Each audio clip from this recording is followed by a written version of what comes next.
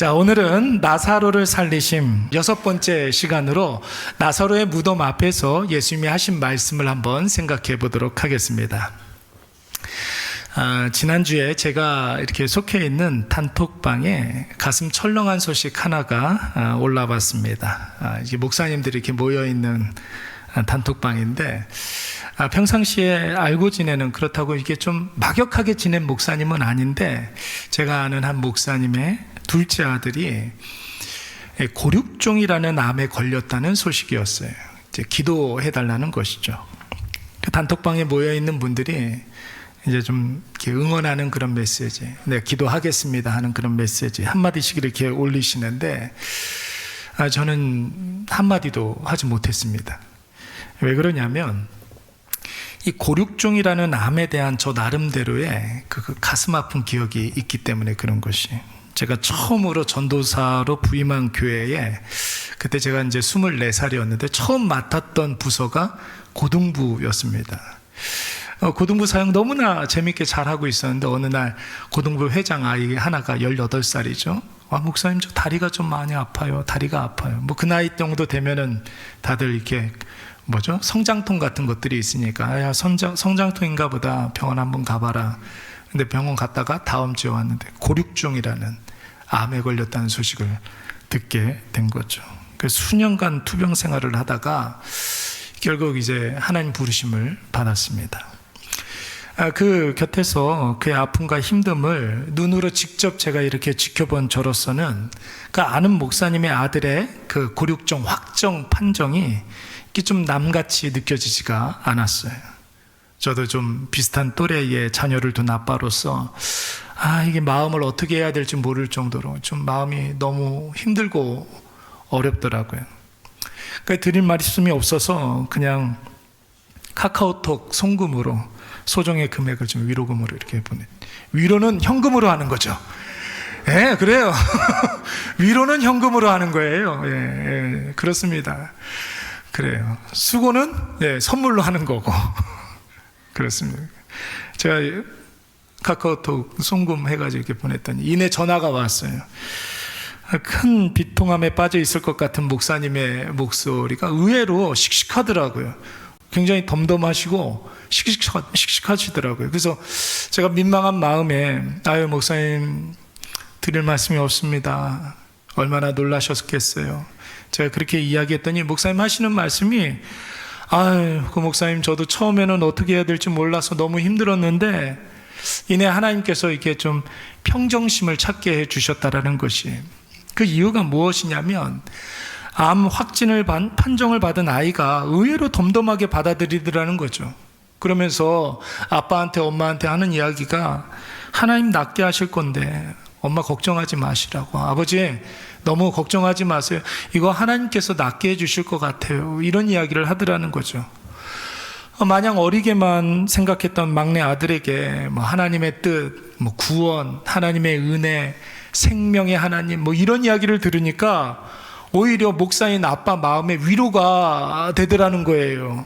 그리고 담대함이 생기고, 그 아빠 마음속에 이거 하나님께서 이겨내게 해주실 것이다라는 그런 확신이, 강한 확신이 들더라는 것입니다. 사랑하는 여러분, 이런 상황에서 여러분, 우리 꼭 기억해야 돼요. 이런 상황에서 이제 갓 암 판정을 받은 그런 젊은 사람에게 제3자가, 저 같은 사람이 하나님의 뜻이 있겠죠. 하나님의 은혜를 구하세요. 구원의 하나님만 바라. 여러분, 이런 얘기 하면은 욕먹는 거예요. 그럴 때는 여러분 조용히 기도해 주는 거지, 위로해 준답시고 하나님의 뜻이 하나님의 은혜, 여러분 그거를 받아들일 수 있는 사람한테는 그런 얘기 해도 되죠. 근데 아직 자기가 이거를 받아들이지 못했는데 이런 얘기 하면, 여러분 그래서 교회 다니는 사람들이 욕을 먹는 거예요.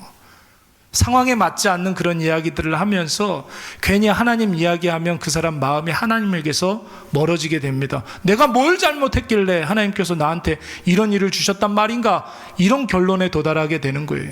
여러분, 예수 믿는 사람들은, 그런 사람들이 혹 주변에 있으면 여러분 조용히 기도해 주시기 바랍니다. 위로는 현금으로 그렇게 하는 거예요. 그런데 여러분, 이 암이라는 큰 먹구름 한가운데 있는 한 당사자가 오히려 부모에게 이런 이야기를 하니 목사인 아버지도 그를 통해서 복음의 서광을 보게 된 것이고, 그렇잖아요. 목사인 아빠도 마음이 너무 어려웠는데 아들이 그런 이야기를 하니까 정신이 바짝 차려지잖아요. 담대함이 생기지 않습니까? 그리고 그 이야기를 전해 듣는 아무 상관도 없는 저도 여러분 위로를 얻고 소망을 얻고 또 확신 가운데 있을 수가 있게 된 것입니다. 여러분, 오늘 본문의 말씀을 보시면 예수님이 죽은 나사로를 매장해 놓은 동굴 무덤 앞에 서 있습니다. 여러분 보세요. 나사로가 죽었습니다.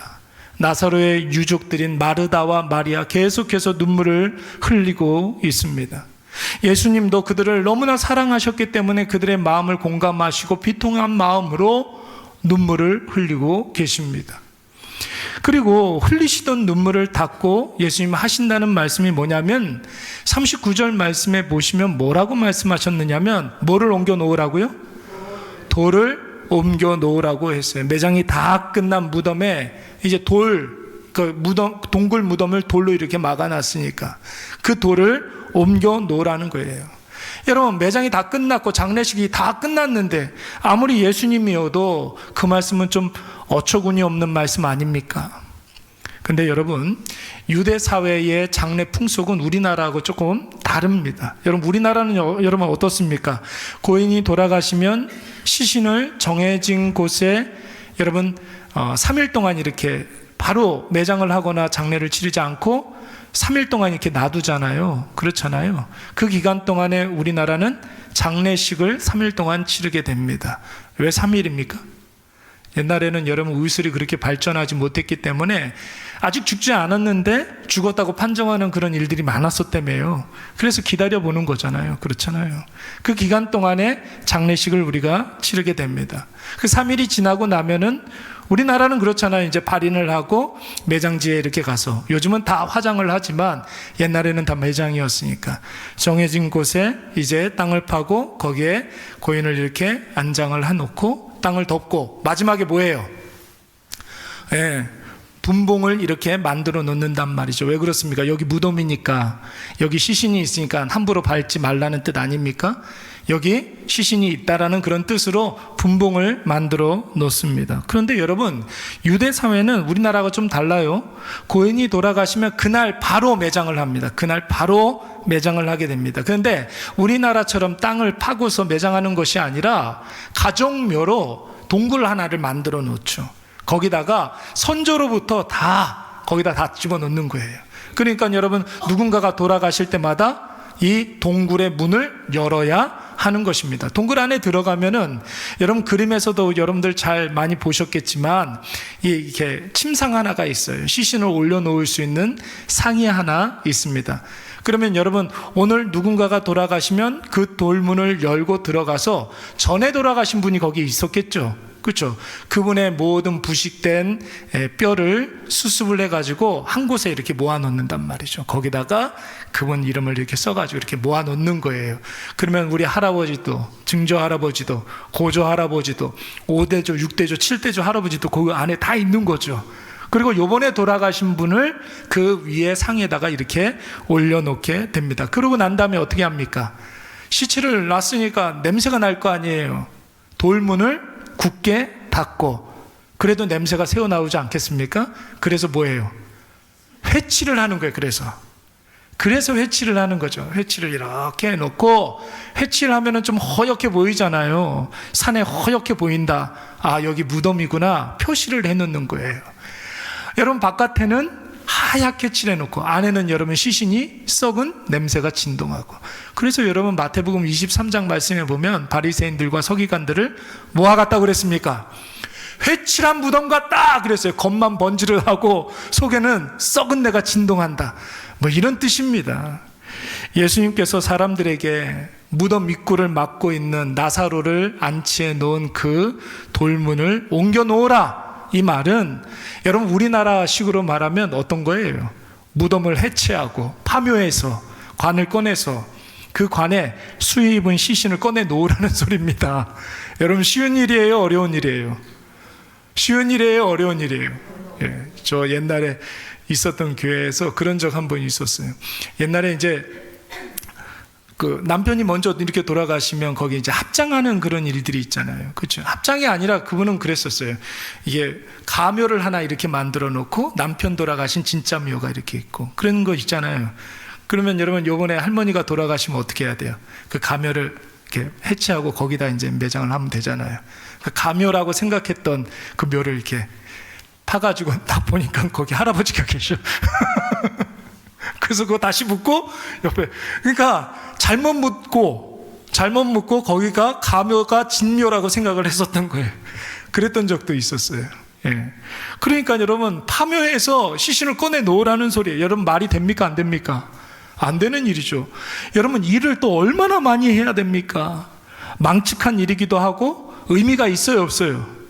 없어요. 들어간 지 여러분 매장된 지 이미 4일이 지난 거예요. 며칠이 됐다고요? 사흘이 된 거예요. 요즘은 젊은 사람들이 문해력이 딸리다며요. 하루, 이틀, 사흘? 그 다음에 뭐예요? 4일이. 나흘이잖아요. 그래서 사흘하고 4일하고 헷갈린대요, 사람들이. 나흘이에요. 나흘. 그래서 여러분 마르다가 뭐라고 이야기했습니까? 계속된 39절 말씀에 보니까 주여 죽은 지가 며칠이 됐다고요?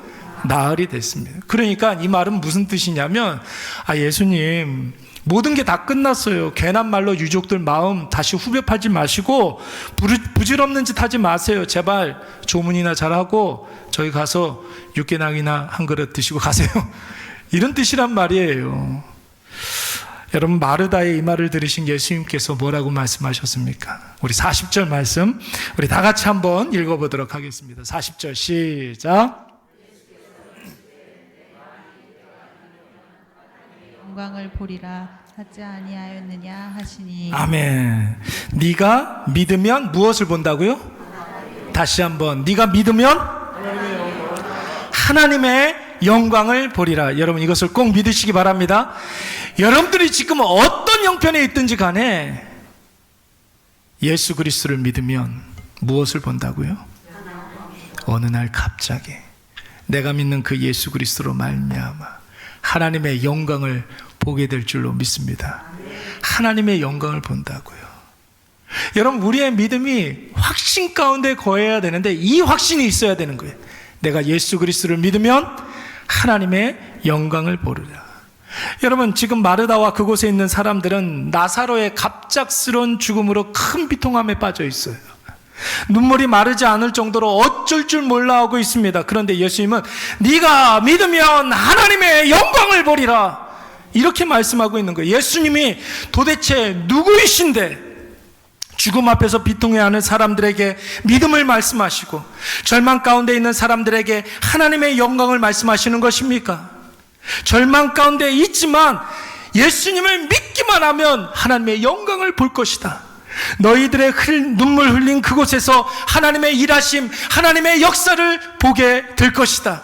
여러분 오늘 이것을 꼭 믿으시기 바랍니다. 여러분 그 이유가 무엇입니까? 왜 예수님을 믿으면 하나님의 영광을 봅니까? 왜 예수님만 있으면 우리가 절망 가운데서도 다시 시작할 수가 있습니까? 그 이유를 예수님께서는 이미 말씀하셨어요.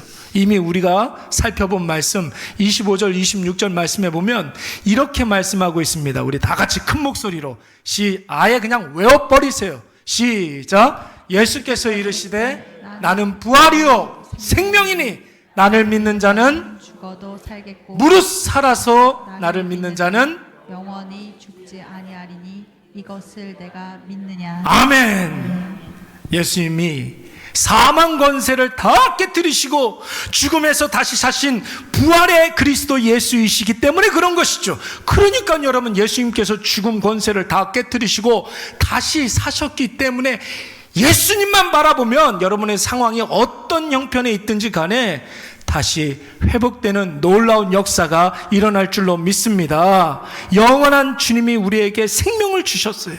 다시 죽지 않게 하시며 또한 모든 삶의 문제에서 우리를 구원해 주시고 하나님 나라 천국까지 우리를 인도해 주신다는 사실 여러분 믿으시기 바랍니다. 그래서 예수님께서 죽은 자와 산 자 사이를 가로막고 있는 돌문을 열어 제끼라고 말씀하고 있는 거예요. 저 돌문을 열어 제끼라. 예수님만 믿기만 하면 죽었지만 그 죽음에서부터 생명이 시작되는 것이고, 절망했지만 그 절망에서부터 새로운 소망과 비전을 갖고 다시 시작할 수 있고 새로워질 수가 있는 것입니다. 여러분, 이것을 믿으시기 바랍니다. 주 안에 사랑하는 성도 여러분, 우리가 왜 예수님을 믿는지 한번 생각해 보세요. 여러분, 왜 예수님이 우리의 구원자이십니까? 왜 예수님이 우리의 주인님 되십니까? 이유는 여러분 딱 한 가지예요. 예수 그리스도께서 영원한 부활이시여 영원한 생명이기 때문에 그런 것이죠. 예수님이 부활이시오 생명이시기 때문에 우리를 죄의 굴레에서부터 모두 다 해방시켜 주시고, 우리의 모든 문제의 근원인 죄를 다 씻겨 주셨기 때문에 그런 것입니다. 저와 여러분을 세상의 먹잇감으로 내버려 두시지 아니하시고 하나님의 영광스러운 자녀 삼아 주셨어요. 무엇으로 삼아 주셨다고요? 자녀 삼아 주셨어요. 우리에게 생명을 주셔서 생명 받다던 그 모든 사람들마다 하나님의 자녀로 삼아주셨고, 지금 여러분들이 힘들어하는 그 일에 너무나 확실한 정답 예수 그리스도를 허락하여 주셔서 그 예수 그리스도로 말미암아 놀라운 복락을 다 받아 누리게 하셨던 것입니다. 네가 예수 그리스도를 믿으면 무엇을 본다고요? 하나님의 영광을 보리라. 여러분, 지난 한 주간 이 말씀이 저의 마음 가운데 얼마나 소망이 되었는지 몰라요. 위로가 되었는지 몰라요. 여러분, 그래서 위로는 현금이 아니라 말씀으로. 여러분, 진짜 위로는 무엇이라고요? 말씀이에요. 말씀이에요. 위로는 말씀이에요. 네가 믿으면 하나님의 영광을 보리라. 여러분, 이 말씀을 계속 묵상하는데 제 마음속에 떠오른 신약시대의 한 인물이 떠올랐습니다. 그분이 누구냐면, 여러분, 초대교회의 최초의 순교자 누구입니까? 스데반. 답이 나왔네요. 스데반이죠. 스데반.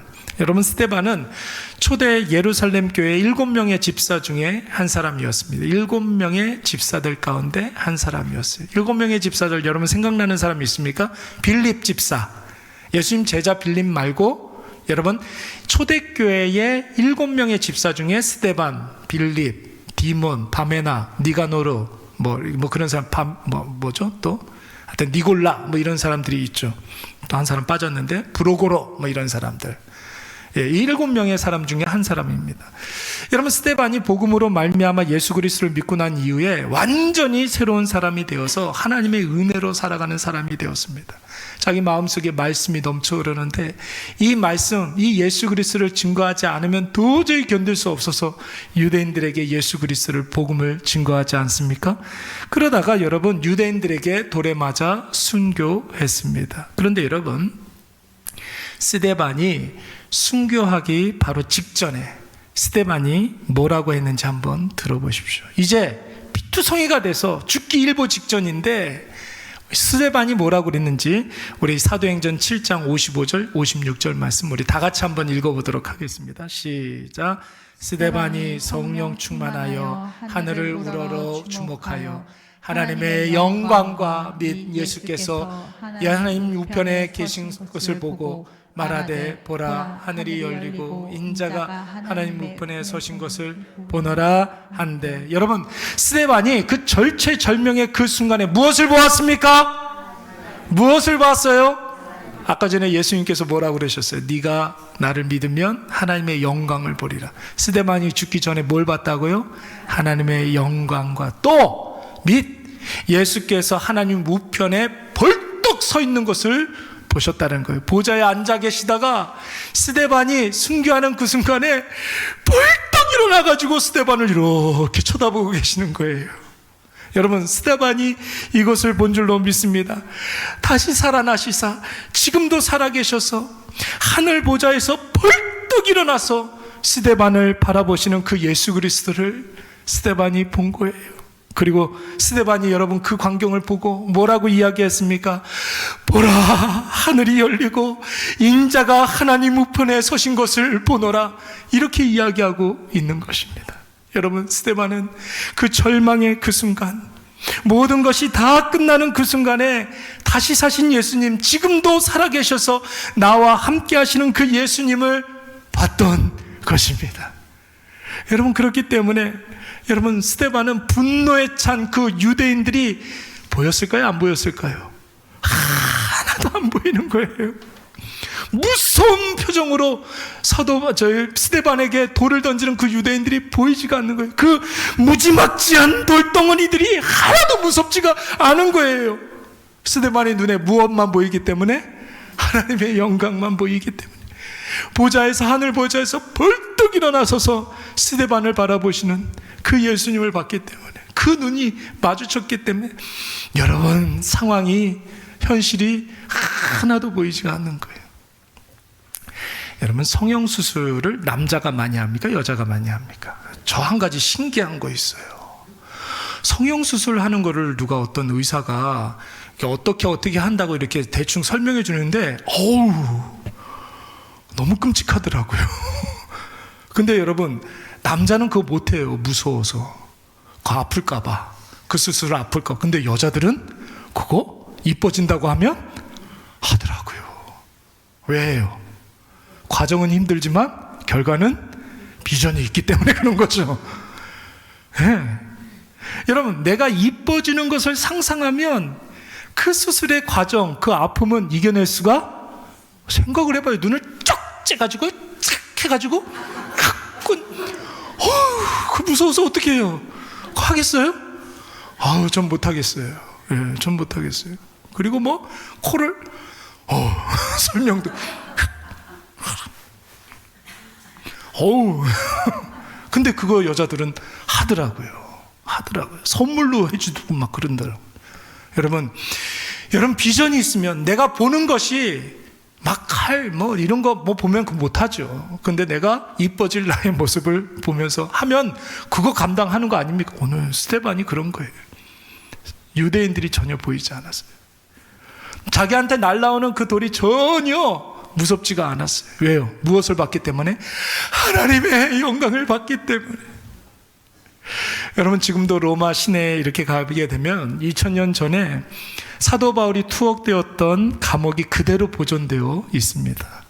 바울이 투옥되었던 감옥의 이름을 마메르티눔 그 감옥이라고 이야기합니다. 마메르티눔, 이렇게 이야기합니다.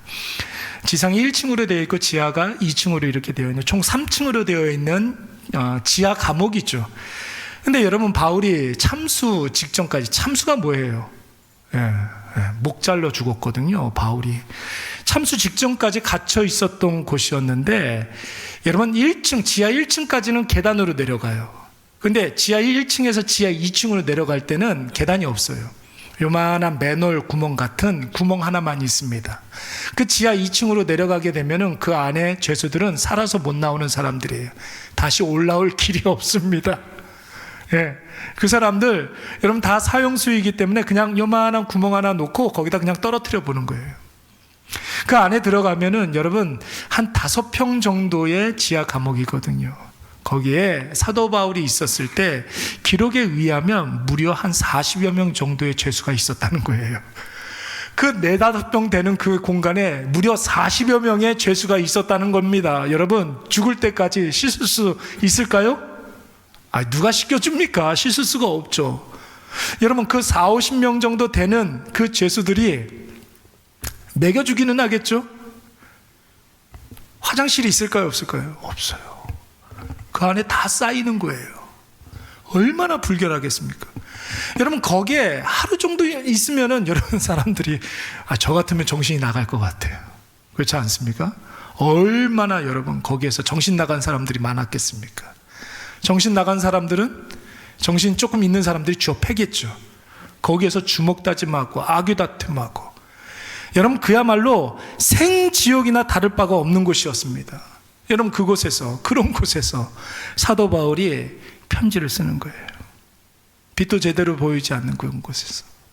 빌립보 교회 성도들에게 편지 한 통을 썼는데, 그런 생지옥과 같은 그런 지하 감옥에서 어떤 내용을 쓰고 있는지 우리 빌립보서 4장 4절부터 7절까지 말씀, 우리 좀 길지만 다 같이 한번 읽어보도록 하겠습니다. 사도 바울의 형편을 여러분 상상하면서 이 글을 읽는 거예요. 시작.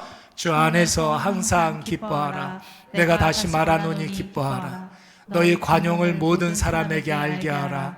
주께서 가까우시니라. 아무것도 염려하지 말고 다만 모든 일에 기도와 간구로 너희 구할 것을 감사함으로 하나님께 아뢰라. 그리하면 모든 지각에 뛰어난 하나님의 평강이 그리스도 예수 안에서 너희 마음과 생각을 지키시리라. 여러분 보세요. 생지옥과 같았던 그 차디찬 지하 감옥에서 사도 바울이 사랑하는 빌립보 성도들에게 뭐라고 이야기합니까? 기뻐하라는 거예요. 감사하라는 거예요. 서로 관용하라는 거예요. 아무것도 염려하지 말라는 거예요. 다만 뭐 하라고요? 기도와 간구로 감사함으로 너희 구할 것을 하나님께 아뢰라. 그러면 하나님께서 어떻게 해주신다고요? 모든 지각에 뛰어나신 하나님께서 너희에게 평강을 주시겠다고 말씀하고 있습니다. 여러분, 사도 바울이 어떻게 이런 이야기를 할 수가 있었겠습니까?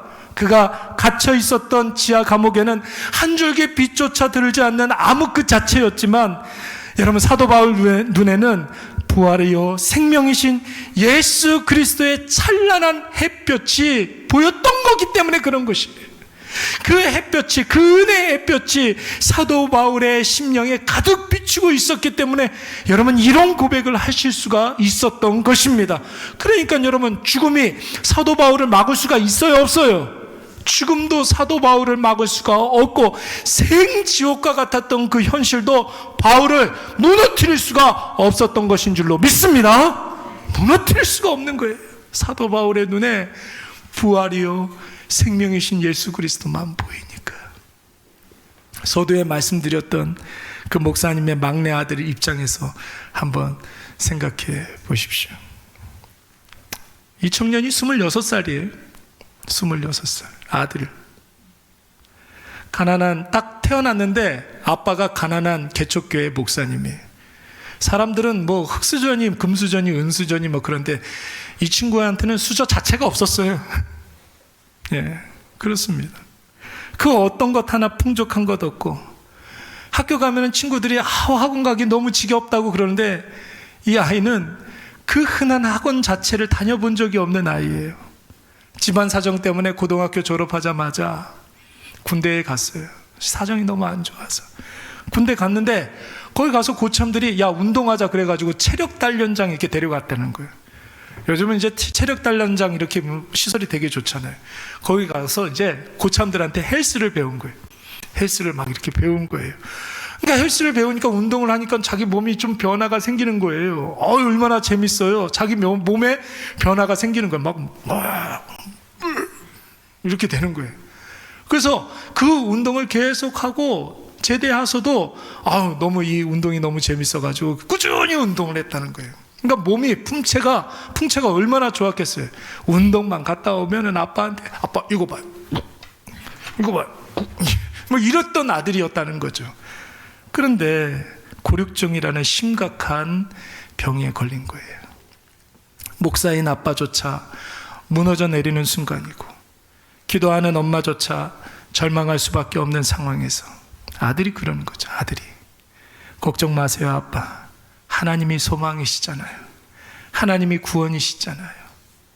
예수님 확신하면, 기도하면 하나님께서 반드시 고쳐주실 거예요. 아빠 나 이거 이겨낼 거예요. 이렇게 이야기한다고요. 어쩌면 그 아들은 오늘 예수님이 하신 이 말씀, 네가 믿으면 무엇을 보리라? 하나님의 영광을 보리라.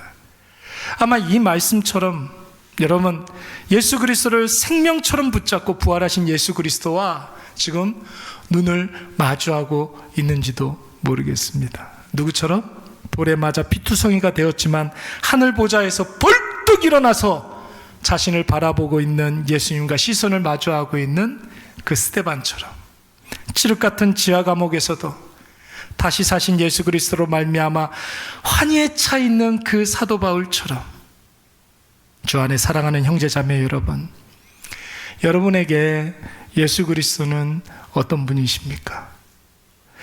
예수님께서 사망 권세를 깨뜨리시고 다시 사신 구원자, 나에게 영원한 생명을 주시사 영원한 천국을 주신 이 주님, 여러분 믿으십니까? 네. 그렇다면 지금 여러분들을 가두고 있는